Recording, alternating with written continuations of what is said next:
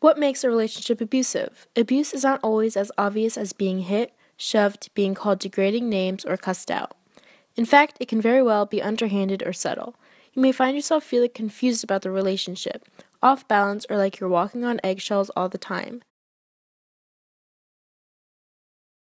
Domestic violence and abuse can happen to anyone, yet the problem is often overlooked, excused, or denied.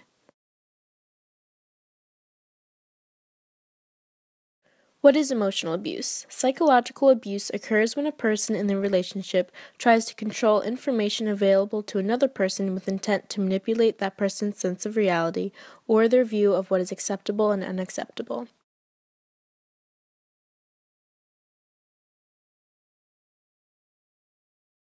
Psychological abuse often contains strong, emotionally manipulative content and threats designed to force the victim to comply with the abuser's wishes.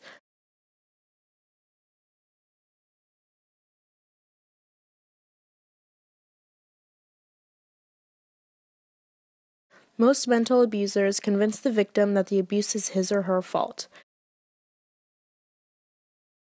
Some signs of emotional abuse are humiliating or embarrassing you, constant put-downs, hypercriticism, refusing to communicate, ignoring or excluding you.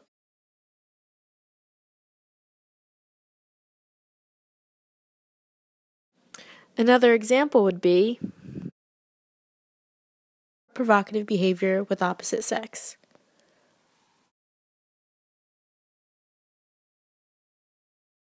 What is physical abuse? When people talk about domestic violence, they are often referring to the physical abuse of a spouse or intimate partner.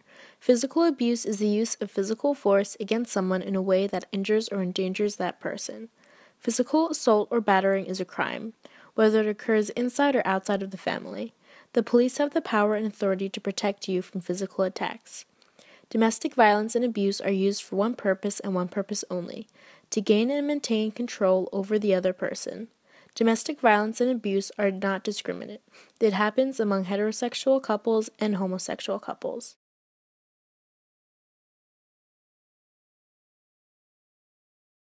What are the signs that you are in an abusive relationship? Your partner ignores or excludes you. Your partner gives you guilt trips. He or she threatens to commit suicide if you leave. Your partner is controlling. He or she is hypersensitive. Your partner blames his or her mistakes on family and friends. They are abusive or rude to pets and children.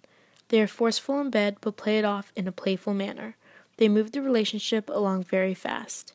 You are cursed out by them regularly, or they threaten violent actions. A girl that I know was abused, but to protect her identity, we were going to call her Jane. Jane's mother was dating a man named David. David would hit Jane's mother and constantly talk down and degrade her.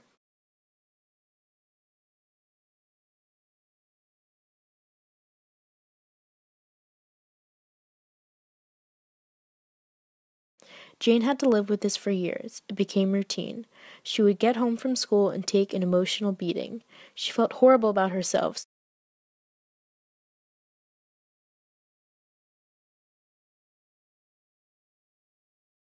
so she started to cut her arms and try and forget about what was happening to her and her mom.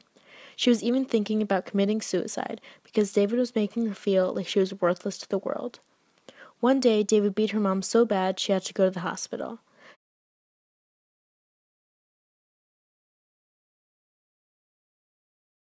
That is the day Jane's mom took charge and took David to court.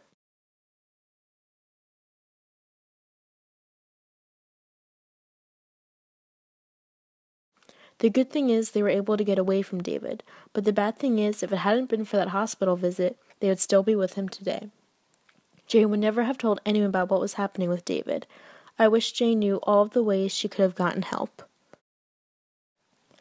Here are some of the options for people who are being abused. Contact the police if you are in immediate danger. If you cannot stay with family or friends when trying to leave an abusive relationship, then there are refugees or shelters that you can temporarily stay at that also offer counseling sessions and legal advice. Know your rights. There are many laws in place to protect you, and you have the power to exercise those rights and get the justice that you deserve. There are many organizations that you can call if you are being abused. Here is one of them: 415 954-9988. Remember, no one is alone.